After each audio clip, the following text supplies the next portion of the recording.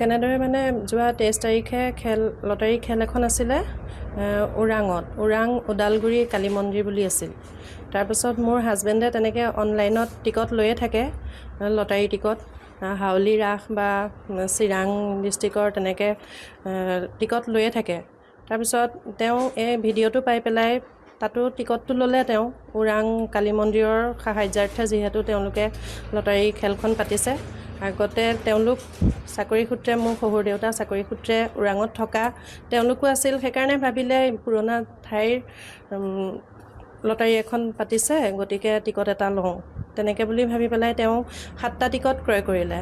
7টা ticket ক্ৰয় কৰিলে। তেওঁলোকে ক'লে যে 500 টকাৰ বিনিময়ত আমি 7টা টিকট দিম। তাৰপিছত 500 টকা তেওঁ অনলাইন দিলে। তাৰপিছত তেওঁক অনলাইনতে 7টা টিকট দিলে। তাৰপাছত ইমানখিনিয়ে পিছদিনা ৰাতিপুৱা আপোনাৰ 9:30মান বজাত তেওঁৰ মোবাইলত এটা মেছেজ আহিছে, লটাৰী খেলখনৰ ৰিজাল্ট শ্বীটটো দিছে আৰু তলত লিখিছে, দাদা আপোনাৰ 2 নম্বৰ প্ৰাইজটো লাগিছে বুলি। তাৰপাছত আমি সঁচা বুলি ভাবিছোঁ, আৰু ইমান ডাঙৰ এটা পুৰস্কাৰ যিহেতু পাইছোঁ, মহেন্দ্ৰ স্কৰপিঅ' আছিল। তাৰপৰা আমাৰো মনটো ভাল লাগিছে, ফূৰ্তি লাগিছে। তেওঁ দুই একে গমো পাইছে লটাৰীটো লাগিছে বুলি। তাৰপিছত আমি তেওঁলোকলৈ আকৌ ফোন কৰিলে হাজবেণ্ডে। ফোন কৰি কৈছে মোৰ নামততো এনেকৈ ছেকেণ্ড পুৰস্কাৰটো লাগিছে। কৈছে হয় লাগিছে, আপুনি ওৰাং কালী মন্দিৰলৈ আহিব লাগিব। তাৰপিছত আকৌ এবাৰ কয় আপোনালোক ওদালগুৰি আহিব লাগিব। এনেকৈ মানে কথাটোত 2-3বাৰ সিহঁতে মানে কওঁতে খেলি মেলিকৈ কৈছে। তাৰপৰা মই তেতিয়া ক'লোঁ যে ভালকৈ সুধি পুছি লওক, এইটো কিন্তু মোৰ ফ্ৰড লাগিছে। এওঁ কৈছে নহয়, মইতো এনেকৈ টিকট লৈয়ে থাকোঁ, ফ্ৰড যেন লগা নাই। তাৰপিছত আমালৈ কিন্তু কমিটিৰ ফালৰ পৰা কোনো ধৰণৰ একো ফোন মেছেজ একো অহা নাই। তাৰপিছত মই তেওঁক আকৌ কৈছোঁ, মই বোলো কমিটিৰ ফালৰ পৰা ফোন কৰিছে নেকি? কৈছে নাই কৰা। মই বোলো তেতিয়াহ'লে কথাটো অকণমান ভাবি চিন্তি কি কৰে কৰক। আৰু তেওঁলোকক আজি 26 তাৰিখে মাতিছিল তালৈ।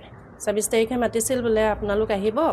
আৰু তেতিয়া তেওঁলোকে সেইদিনা কৈছিল, সেই মানুহজনে যিজনে টিকট বিক্ৰী কৰিছিল, সেই মানুহজনে কৈছিল যে আপোনাৰ পান কাৰ্ড আধাৰ কাৰ্ডকেইখন আমাক দিয়ক হোৱাটছআপত, আমি আপোনাৰ নামত গাড়ীখন বুক কৰিব লাগিব। মই তেতিয়া ক'লোঁ যে এতিয়া ইমান মানে ফ্ৰডৰ দিন পৰি আছে, আপুনি কিন্তু এইটো কাম নকৰিব। এতিয়া আপুনি অনলাইনত একো নিদিব, আপোনাৰ ডকুমেণ্টছ যি নিয়ে আপুনি পৰহিলৈ লৈ যাব, তেনেকৈ বুলি ক'লোঁ।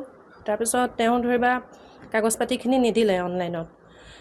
তাৰপিছত যোৱাকালি মানে আমি আকৌ কথাটো পাতি আছোঁ, যিহেতু সেইফালে আমাৰ আহ-যাহটো বহুত কম, ওদালগুৰি পৰে আৰু ৰাইজৰ মুখে মুখে শুনো জেগাখিনি ইমান বৰ মানে নিৰাপত্তাৰ নহয় বুলি।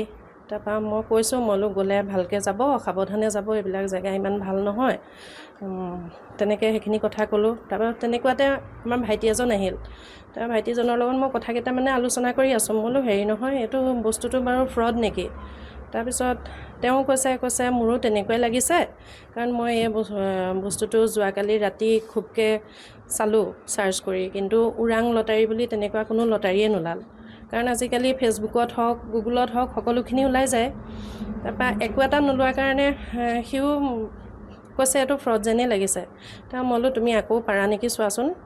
ভাইটিজনে বহুত সময় চাৰ্চ কৰি লাষ্টত মানে পালেগৈ কালি ৰাতি 8টামান বজাত। কৈছে এইটো ফ্ৰডেই হয়। মই বোলো কেনেকৈ?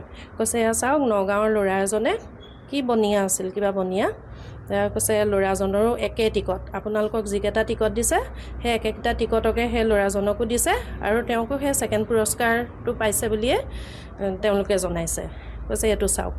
তাৰপিছত নম্বৰকেইটা মিলাই চাইছোঁতো হয়, আৰু আমাৰ এওঁ যিজনক অনলাইনত পে'মেণ্ট কৰিছিল, তাৰপিছত সেই নামটোও একেই, অৰ্জুন বৰা নে কি আছিলে নামটো।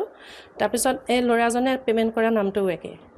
তাৰপিছত তেতিয়া গম পালোঁ যে এইটো সম্পূৰ্ণৰূপে ফ্ৰড বুলি। কি বিচাৰে, এনেকুৱা কি হ'ব লাগে? হয় এতিয়া হয়, মই আপোনালোকৰ চেনেলৰ যোগেদি প্ৰথমে আমাৰ অসমবাসী ৰাইজক অনুৰোধ জনাইছোঁ, যাতে এনেকুৱা ফ্ৰডৰ সন্মুখীন তেওঁলোক নহওক কামনা কৰিছোঁ। সেইটো কাৰণ কিবা এটা লোৱাৰ আগত বহুতবাৰ চিন্তা কৰি চাব, কাৰণ এনেকৈ ভুৱা প্ৰচাৰেৰে বহুতৰ মন বিচলিত কৰে। গতিকে কিবা এটা লোৱাৰ আগত তেনেকৈ টিকট বহুতবাৰ চাই চিতি চিন্তা ভাৱনা কৰিহে ল'ব। আৰু প্ৰশাসনক মই অনুৰোধ জনাইছোঁ এই বিষয়টোৰ ওপৰত তেওঁলোকে ব্যৱস্থা গ্ৰহণ কৰিলে ভাল হয়।